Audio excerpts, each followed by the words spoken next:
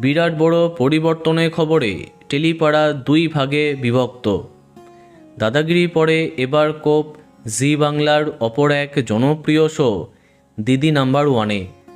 সম্প্রতি সৌরভ গাঙ্গুলি বাদ গেছেন দাদাগিরি থেকে, তার পরিবর্তে দেব হচ্ছেন এই শোয়ের নতুন সঞ্চালক।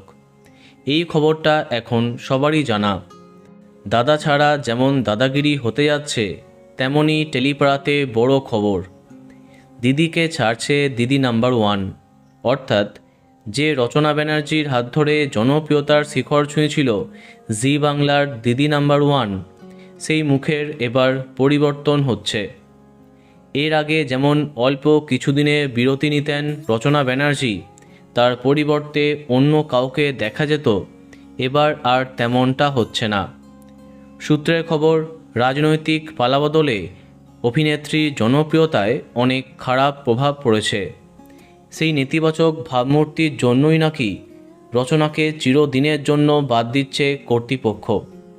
সম্প্রতি রাজনৈতিক ব্যস্ততার জন্য দিদি নাম্বার ওয়ানে তেমন সময় দিতে পারছিলেন না রচনা ব্যানার্জি, তাই শ্বেতা এবং রুবেলকে তার পরিবর্তে দেখা যাচ্ছিল।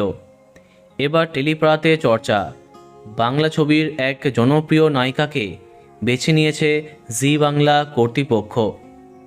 ইতিমধ্যে তার কাছে নাকি প্রস্তাব পাঠানো হয়েছে। পরবর্তী ভিডিওতে তার সম্পর্কে বিস্তারিত তোমাদের জানাবো।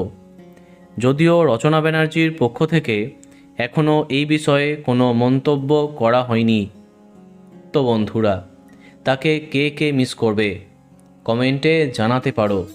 আর এই রকমই আরও অনেক ভিডিও পেতে সাবস্ক্রাইব কারেন্ট বস। ধন্যবাদ।